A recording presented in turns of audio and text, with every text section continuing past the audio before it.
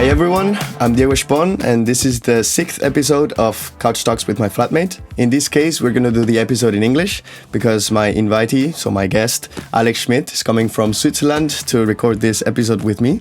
So please, Alex Schmid. How are you doing? Hey, thanks for the invite. Of course. So I'm super glad that my friend Alex came all the way to record this episode with me. Actually, we met around 10 months ago, more or less. We were actually together in Tomorrowland.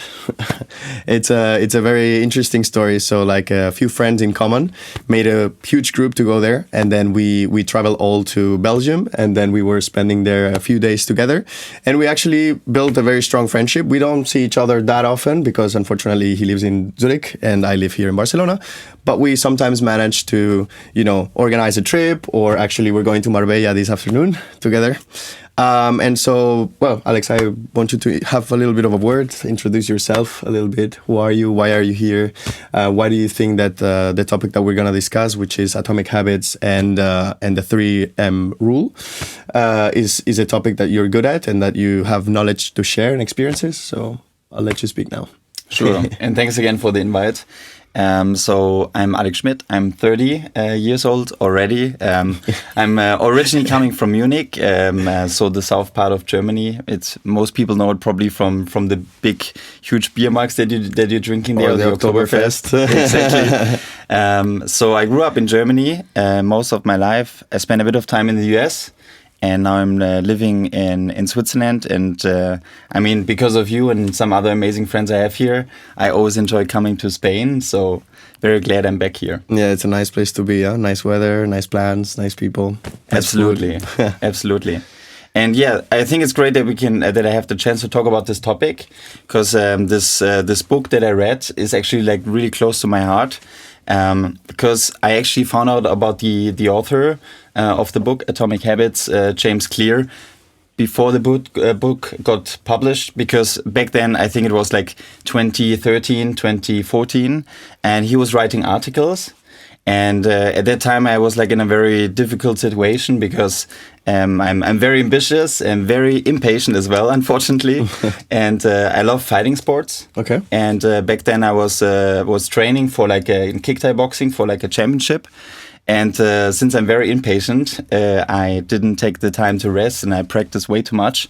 So I was like practicing 6-7 times a week, no rest. Wow. And then at some point, I was like during training, I had an accident, broke my feet, and I broke it quite badly. So I had to do some surgeries afterwards, and I couldn't do sports for like more than half a year. Mm-hmm. And for me, this means also then this was like the end of a maybe possible career end, mm-hmm.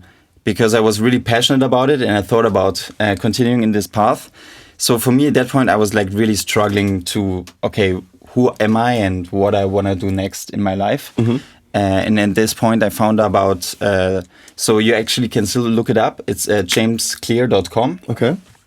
And he was every week posting an article, and a friend of the US shared this with me back then.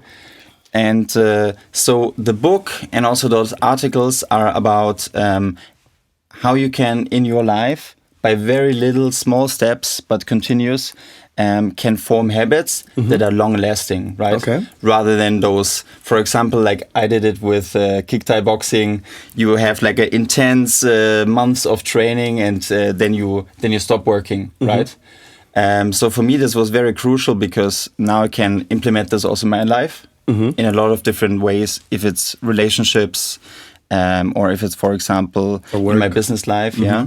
So this is something I really like. Okay. Yeah, please share a little bit more about that, because I've heard about the book actually, but I've not read it. So, and I know that you've talked about this with me. We've prepared a little bit this episode. We've shared some information about what the book is about, the 3 main topics that it runs around, right? Yes. And I wanted to let you a little bit, introduce these topics and explain why is it so important to create those habits? Why you need to do it this way and not some other way? So like there is a better way to create habits, right? I think so, yes. And for me it was, everybody has those goals that they set themselves and say, I want to be rich at some point. I want to live a healthy life. You know, I want to be have a family with 3 kids and so on. But it's really hard to grasp this if you don't have like a clear plan behind it. And the book actually made me think very different about that aspect, because he has 3 main, let's say, rules that I found out in this book. So the first rule was the 1% rule. So this means try to do every day 1% better. And he gives this nice mathematical example in the book that he says, if you now for 365 days, every day do 1%, in the end of the year, you are 31 times better than you used to be in the beginning of the year. So basically 1.01 to the power of 365. Exactly. Yeah. And this for me was extremely powerful. And it also works with bad habits. So for example, if you start in the beginning of the year and you worsen every day 1%, you're close to 0 in the end of the year. I think it was 96% less from the total. Exactly. Because I've seen that image, I think in LinkedIn. Yeah. Yeah, I've seen it. So yeah, that's the rule number 1, right? So like Exactly. that 1%. And then there is other 2 rules. So that's one rule. And the other rule is, and this made me feel very different. He said, don't think about setting yourself goals. Think about setting yourself a system that you can implement, right? Okay. Rather than setting goals. Because if you have a system in place, right? Because people tend to forget about habits, right? We are very comfortable, you know, we want to stick in our routines. So for us, it's very difficult if we just set ourselves a goal. But if you set yourself a system, that it can actually work, right? And I wrote it up because I forgot about the habit loop. And I think that's super important if you want to have a system in place, right? Because if you only have about long-lasting goals, you don't go forward in those things, right? It's really hard to grasp it, right? Yeah. And he always says for this, he calls it the habit loop, right? And it's 4 points. So it's the cue, it's the craving, response, and reward.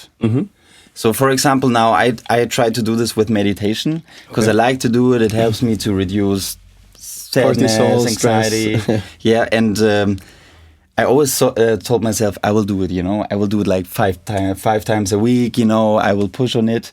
You do it for like 3 weeks, and then I stop doing it. You know, and said, okay, there needs to be another way that you can implement it in your life that you actually do it. There is people achieving this kind of thing, so it must be possible somehow, right? Exactly.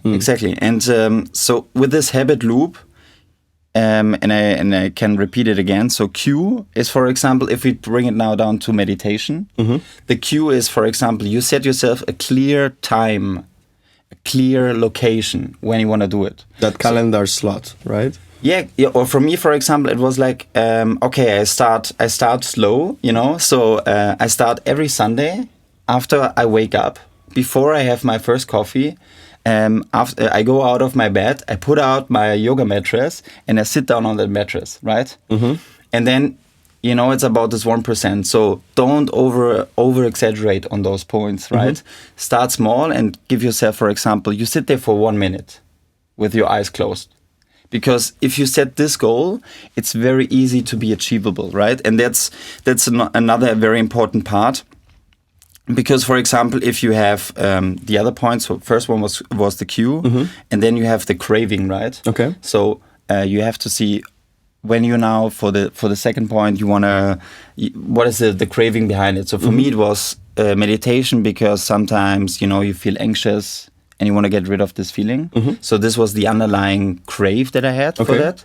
So like That's why I did it. the need that you have, no? Like whatever you want to solve by doing whatever habit. Exactly. And then the third one, the response. This for me was then the sitting down in this position, right? Because if you don't have like a clear response in this habit loop, it's really hard to keep on this track. And then the last thing, the reward, for me that was very simple because I love coffee.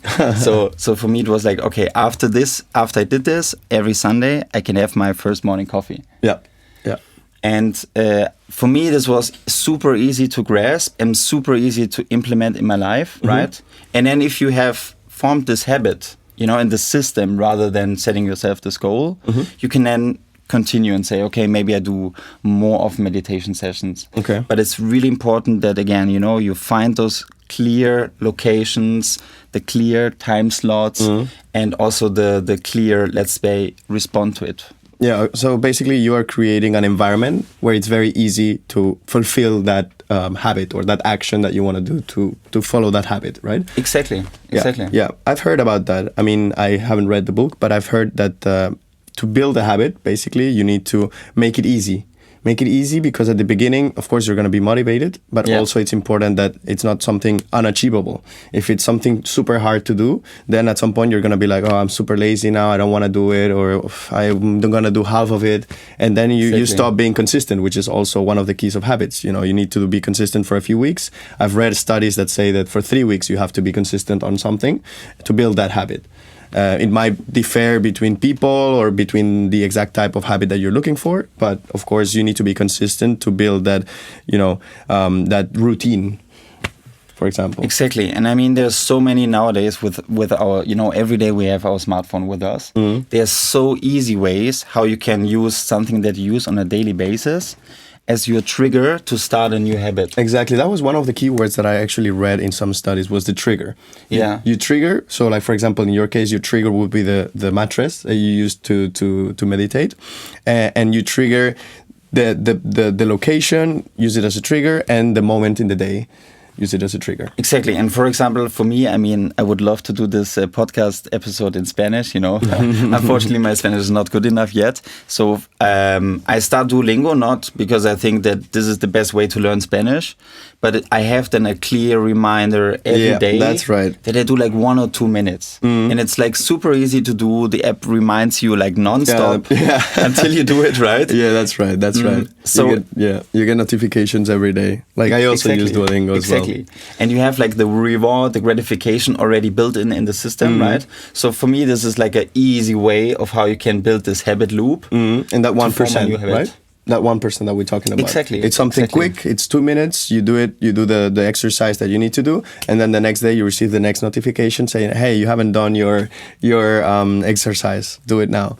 Exactly. And one thing I also learned, because I mean, you know, if you're a person who ambitious and at the same time impatient, it's really hard to form those habits and have the system in place, right? Because I think in our society with social media, we are super formed to have this instant gratification, right? And now, if you want to build like a new system, it's really difficult because you don't see the results. Yes, that's you know? right. If you do 1 minute of Spanish every day, you have the feeling I'm doing nothing, right? But again, if you keep this for 1 or 2 years, then you see the progress. Exactly. Right? So it's difficult to have this in place, and it takes a bit of time. So that's why it's important to always couple those new habits with something that you like, that you enjoy, right? And you can do it vice versa. So now we talked a lot about good habits, and the same you could work with bad habits, right? For example, you want to stop smoking, and there's like there's a really interesting book written about stop smoking, you know, and it worked better than any other method. And then people were asking, okay, why is it working better than, you know, you have the other ways, you know, like the IQOS, like the electric cigarettes, and so on. And the reason was because in this book they were explaining the reasons behind of why it's actually nonsense. Because, for example, I used to smoke and sometimes I'm still doing it. So when you, for example, you say to yourself, okay, I feel right now stressed, so I need a cigarette, right? Exactly. The trigger is basically the trigger we're talking about. Exactly. So this is a habit that got formed, and those habits exist in your life, and you're not aware of it, right? And then because it's an addiction, right? Those habits you have in your life implemented, and the cigarette basically tells you, okay, I need it now because I'm stressed. I need it now because I'm tired. I need it now because it makes me feel so good. I need it because I'm drinking something now. Exactly. And what was interesting in this book, in the end of the book, when you read it, smoking seems almost ridiculous because it has like no meaning behind to benefit. Exactly. You ask yourself, okay, why am I doing it in the first place? And this for me was very interesting because of this fact, because you learn to understand that you have those habits for good things that you can implement, but we have this in our life a lot of times because of bad habits, Yeah, I think it requires a bit of introspection, no? Because you're talking about habits that are, for example, happening and you're not aware of them, so are subconscious or unconscious habits. And if you stop and think about it, then you realize how many things you do often on your day-to-day basis, so like as a routine, and then you realize, does it make sense that I'm doing this or that, And so, of course, it's with smoking, for example, but with anything could be. So you need to sit down, think about it, and realize, okay, I'm doing this and that. I'm doing it very often, actually, and why am I doing it? Does it make sense that I do it? Is it good for me? Is it providing some benefits to me? And then decide whether you want to continue working on that habit or you want to change a habit, which is also something difficult, no? I don't know I guess in the book it's mentioned like how to build those habits, but also how to stop with bad habits, no? Like how do you stop with something that you're doing on a constant basis? That's also not very easy, I would say. Yes, and it has a lot to do with observation. So one thing, and I mean, the reason why I like this book so much, it's very practical, right? It gives you a lot of examples that you can use, and it has, let's say, a checklist that you can build out for yourself where you can check on your habits. So you write it down, what you're doing. Like you start in the morning when you wake up and you write every little step on this paper. So what are you doing first when you wake up? Do you check your phone? Yeah, that's right. For example, you turn off the alarm. Or you check social media. True. All those things that you do that you're not aware of, because those things are bad habits that you might not be aware of. And if you write it down from the morning till night, every little small step, then you observe actually what you're doing, and then you can think about, okay, is there something that I want to change? So, for example, for me, waking up in the morning, social media. It was always a thing I'm looking into, right? Guilty. Yeah. So, and then you can think about, okay, what are ways of how I can, stop this? I mean, it doesn't cost you anything to delete, for example, Instagram or WhatsApp. If you delete this app, for example, in the evening, you can still download it, I don't know, in the afternoon if you want to. I have a friend that does that, actually. Yeah, and I do this during the week, for example. So on Sunday evening, I deinstall my Instagram. And then, of course, you can download it again during the week because you want to check. But it's an extra effort. So on. It's an extra effort, you know. So you make it for your bad habits more difficult for them to appear in your life. You hide the triggers, let's say. Exactly, exactly. So this is one way of, small life hack that I learned out of this book, Interesting. And then you mentioned, because we talked about that 1%, we talked about building a system. Yeah. And then the third point? Yeah, I have to look it up. So the third point was exactly, the first one was the 1% rule. Then the setting yourself not goals but a system. And the third was build identity-based habits. And when it comes to those identity-based habits, he basically gives like 3 different layers that you have. So the first, he says, is changing the outcome. Okay. And I will then explain also what he meant by that. Yes, the second is the changing process, and then the changing identity. And it's a process that you start with the outcome. So, for example, you want to change your result, right? You want to change that you're smoking, right? It's something very practical that you have. The next is then the changing progress. So, for example, you stop smoking, and instead of smoking, you bring in a new habit that you really like to do. For me, it was like meditation. Or for you, for example, doing sports. For example. And then changing identity is going more towards this manifestation, for example, that you have heard of, that you identify yourself as a person that wants to do that. So, for example, if you want to smoke less and build better habits around doing sport, this identity part is super crucial. Because if you say, I identify myself as an athlete, okay. And that's why I'm doing those things, and that's why, for example, I join friends when they are going for a run. I join groups to do more sport exercises. You change your identity and you identify yourself as a person that wants to do sport. Okay. And that's much more powerful than if you just look on the result, right? Like, okay, I'm gonna be healthier if I stop I smoking. gained some muscles, right? Okay. It's because it's the first step in this 3-layer process. And then the identity part, this is the most crucial part because this is very aligned to who you are or who you want to be as a person. So those habits stick the best if you want to implement them. Okay. So basically, first of all, you would have to, visualize what you're doing, what your routines are, be conscious about like what your day-to-day basis is. And then also reflect on who am I? What do I want? What do I like? And then with that, you can, as you mentioned before, check on what habits can I change? Check on basically the things that I can do, and then implement them in small parts, no? In like small bits every day, in a safe space, let's say, in a place where you have that trigger. So yeah, it's very interesting. With the manifestation thing that you're mentioning, we also wanted to talk about another thing, which is like the 3M rule. It's something that I don't know if it exists itself or something that we invented when we were preparing the episode. I actually don't know if like the 3M rule did exist as it is, as a title like that. But basically, this rule talks about manifestation, talks about meditation, and talks about motivation. And with that, I wanted to ask you a little bit if you could bring some more insights about all these around, like all this topic. So, I mean, the first one, the manifestation, for me, it's a double-edged sword. Because, I mean, the good part about it is that the manifestation or the principle behind that is actually you believe and you think about this version you want to be. So you align everything according to that. So you manifest it in yourself, right? Okay. So it's a bit aligned to this last topic we talked about with the habits. Okay.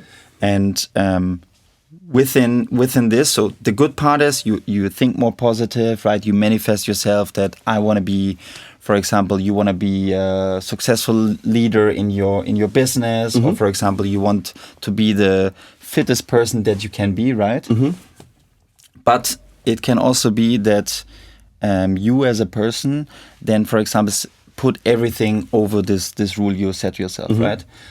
So it's called positive or toxic positivity, right? Yeah. If doesn't matter what you're doing, it always needs to be good, right? Yeah. And you exclude any bad thought or anything that is not aligned to this rule and to the manifestation you set yourself, right? And this can be very dangerous from two aspects. One, from your own psychology, because again, right? I mean, just because you set yourself a goal where you want to go in life, it doesn't mean you really get there.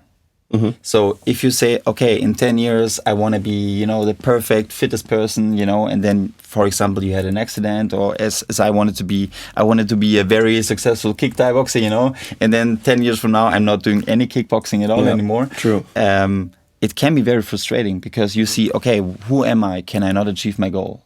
Who am I as a person? And that's why it's really important to see this. I like the manifestation in a way of bringing positive energy in your life and implementing this as a concept to bring the best version of yourself out. But it can be also very dangerous, right? Because sometimes people put themselves too high goals that they want to achieve, right? If you're too ambitious, and that leads to failure. And then, of course, anxiety, depression, and that kicks in because you ask yourself, okay, why I'm not getting there? Yeah, exactly. So that's manifestation, and I think that something important that you mentioned is to find that equilibrium, right? Between I want to be optimistic, I want to be positive about the goals that I'm setting, and I'm building these habits to reach those goals. But I also have to understand I'm human. I'm not perfect, and I will make mistakes along the way, and I will perhaps sometimes lose even track of my habits and regain them again later on. So like try to find that, and also I think when you mentioned the toxic positivity, I think that it's something important is that to realize there need to be bad things. Bad things bring change, and it's important to accept that when some things don't go right or don't go the way that you want it to, it's also positive. You can take learnings from there. You can change habits. You can realize, oh, maybe this what I'm doing right now is actually not positive for me. It's not benefiting me, right? So I think that it's also important that when you're reflecting on these things, you realize it's good that there is bad. There is no white without black, right? There is no light without dark. So like all these contrasts bring change, bring evolution in yourself, matureness. So I think that, as you mentioned before, any extreme, no extreme is good, right? No extreme is good. So yeah, that's manifestation. And then we have motivation, and then we have as well meditation. And with meditation, I think that you were telling me before when we were preparing this chapter that you work towards meditating to bring cortisol levels down and to and less stress in life. And so I wanted to understand a little bit more, how did you bring that into your life, but also the routines that you can create, like the routines that you have created yourself and how that could benefit other people. I mean, for me, meditation was also because when you do, for example, fighting sports, before you start your training and when you end your training, you do a lot of meditation, right? Breathing exercises to get into, this mindset of you are doing now this training. And then also after you finished your for example, Kung Fu session or your kick Thai boxing session, you meditate also to bring down, the pulse that you have because it's quite high, and, to also know, okay, the session is ended and now I can, start the rest of my day. So this is how I got into meditation. And then when I stopped doing fighting sports, I was like, okay, I want still this nice element. Because when you're working a lot of times, and you're getting home, you're super stressed, you need something to calm yourself down, right? And for example, for me, I realized at some point, it cannot be watching Netflix series or something else to calm yourself down. So I wanted to implement this meditation in my life. And there's also a nice study that I saw. Maybe we can link it in the podcast from Harvard. Okay. And they found out in a research group with a lot of people that they did this over a long period of time. I think it was 1 or 2 years. That those people who continuous practiced meditation and those awareness, that actually they could reduce their cortisol level. So, for example, this is like the typical stress hormone, right, that we have. And to some degree, it's good, right? We need this. This is, coming back from when we were still hunting and we needed to take care that the tiger doesn't kill us. So it's good, to still have this if we need to be ready, if we need to perform. But if you always have this very high level and very high inflammation in your body, it can lead to a lot of diseases, right? So it's important to be in control. And meditation is, what this research group at Harvard found out, a good way to really continuously decrease this level that you have in your body. So have control over your emotions, your feelings of stress, right? Exactly, because I think in our life, it's really difficult if we are constantly bombarded with information from all angles to really find the time to observe how you are feeling, how you're doing, and be objective of what is happening in your life. And for me, I found out that when I do this meditation, and normally when I do a session, it's like half an hour at least. Okay, wow. That after this half an hour, I'm completely relaxed, All those topics that were in my head before, that were draining me, that took my energy, I can see it much more from an objective view, right? And can try to analyze why is it stressing me that, I don't know, I had a problem at work, or relationship, why was this fight, So this was a good way for me to understand, okay, where is this coming from? What part of me got hurt or triggered, and also to reflect on that. And this was I think, something that helped me a lot. And I hope that some people will try it out because I think it's very beneficial. Yeah, it actually drives me to try it again. I actually tried it a couple years ago. My father recommended it to me. He does meditate, I think, every day. And it's something that I tried, but I didn't build a habit. So that's a learning from me. But yeah, it's something that I also find interesting, and I wanted to work at it this year, because I see that there is also a part that perhaps we haven't mentioned that much. But during meditation, my father told me that he reached some points where he was feeling outside of his body. You know, like he did separate his ego from his body, something like this. And perhaps it sounds a little bit crazy, but when you reach that point of calmness, that you are completely relaxed, he told me that you can actually reach a point where your mind is somewhere else. You know, your mind. I don't know how to explain it, but your mind is like outside of your body. That's basically what he told me. So I wanna try that. And I want to reach that, because I think that after that, my father told me when I was, in a situation that was causing me stress, I could regulate much better my feelings. I could, calm down very easily. And I think that's something super important, because of course we're going to be in environments where we're going to feel comfortable, but we're also going to be in environments where we don't control the external factors, and we're going to be in situations where we're going to be mad, Even, for example, when you're arguing with a friend or with your couple or with your parents or something like this, I think it's important that you have the capacity to stop and think, okay, I don't want to overreact. I don't want to say something that I'm going to regret afterwards. And to have that power is actually very, very important in life. And so at the end, it's something that, well, I believe it's important. If meditation can bring you that, can actually improve your capacity to calm down, I think it's something that everybody should recommend. No? Absolutely. And I mean, it's a huge field, right? I mean, we're just scratching on the surface right now of meditation, right? There's different types of yoga you can do to get to the state. I mean, what you described of, having this out-of-body experience, for me, it was more when I had this extreme contrast. So, for example, when I did sport before, and I was like, my pulse was very high, and then I was sitting down, and my pulse was going down, and your body starts to relax, and then you have that point where it relaxes so much that you fall asleep, that you get hyper focused on the moment yourself, right?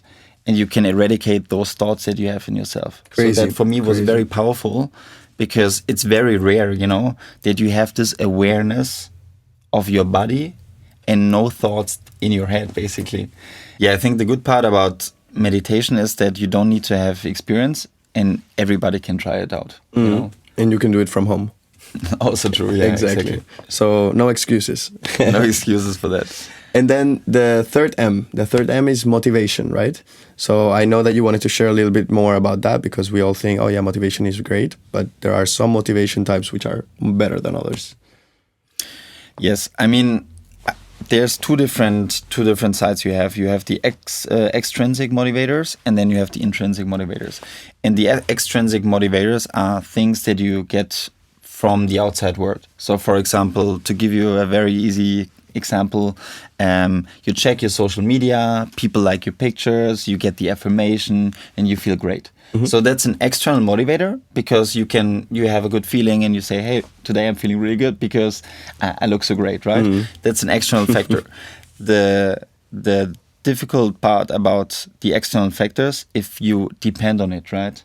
So if you depend on external factors, this can be a very slippery slope for yourself, for your state of mind, because then you always need to have those external inputs, like people liking your pictures, or in your job you always need to have the affirmation from your colleagues, to have this feeling of I'm doing good in life. I'm on the right and path. It's something that you cannot control. That's the problem, right? Because they're external. Exactly. And on the other side, the intrinsic motivators are things that you build for yourself, right? So they have, for example, a lot to do with habits. And those intrinsic motivators are motivators that take much longer, and they are much deeper in yourself, right? So it takes a bit of time to understand what is actually driving you, and why are those things driving you. So I think also that makes sense to do a bit of observation, to sit down, think about what is the things that drive me to success at work, for example, who drive me to have a healthy relationship, to reflect on that and see what is actually making me feel good, and things that I can control, rather than things that come from the outside world, right? Because if you feel happy with yourself, right, and you're in control of the things that you can do, and you're happy with that, it's much easier to follow your path, and not get always distracted by external factors that interfere in your path, right? And also, I guess, with a little bit with emotional stability, no? Because, for example, if you codepend from those external factors, if they disappear suddenly, then you're not feeling well. You feel sad. I didn't get as many likes as I wanted. Nobody commented me, or the girl that I like didn't check my story, or you know all this shit. And this is crazy because I mean there's a really good podcast if people want to dive deeper into the topic. It's Huberman Lab, and he's discussing this point from a neuroscience perspective. Okay. So it's a bit deep into that topic. Technical, no? Very technical, but I really liked it because it gives you also an understanding of how dopamine affects your body, and that, for example, if we stay on that example, get those likes on Instagram, you always get this little dopamine effect, you know, and you feel happy at the moment. Yeah, instant gratification. Exactly. Yeah, and this is something you need to be aware of, right? It can be okay, you know. I'm not saying that you should not have external motivators in your life, but I think it's difficult if you build your life around that. You know, another example would be, for example, you feel sad and you go out and party and take alcohol and so on. Or eat chocolates. Many people eat a lot when they are stressed, for example. Exactly. And because this, again, affects your path on the person you want to be. And then, for example, also, as we talked about, the habits that you have installed in your life that you want to follow on. That's true.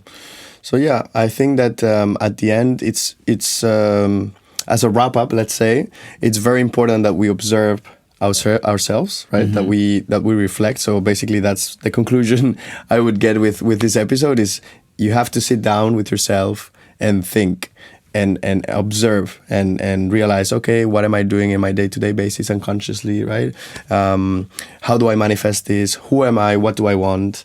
All these things, you know, and all of this requires some time where you have to be by yourself and really invest that time and pay attention to these things, right? Because it's something that takes work. It's at the end, we can be driven by life, or we can decide to take control and drive it ourselves, right? Exactly. So I think that at the end, with the motivation, our last M in this rule, I think that of course we're always going to have these external motivators.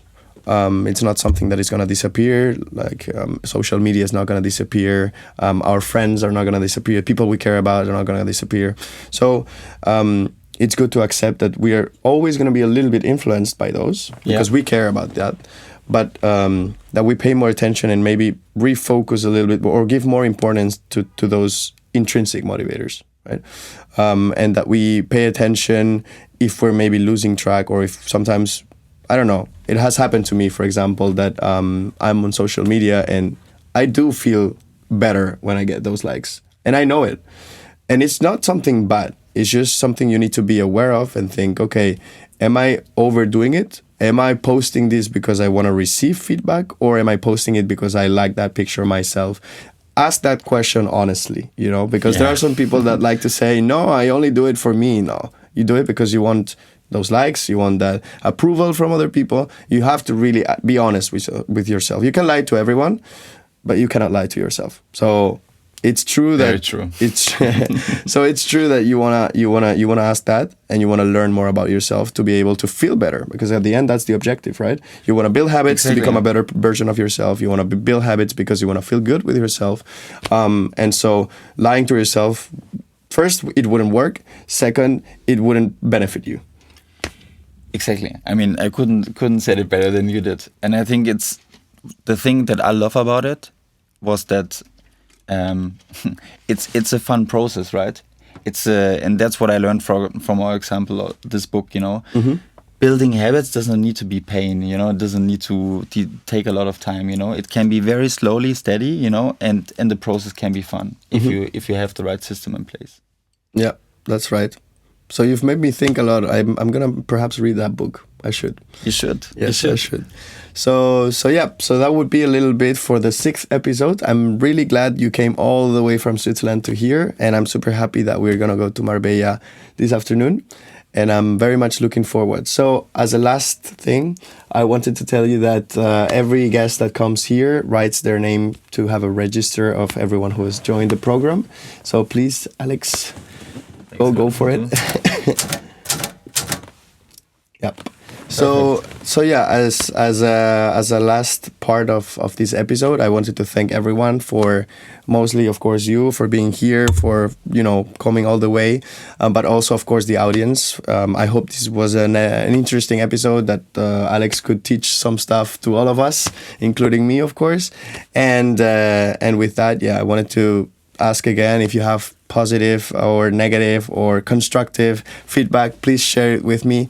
I'm always looking for improving this podcast, and with that, I would wrap it up. I don't know if you have some last words to say.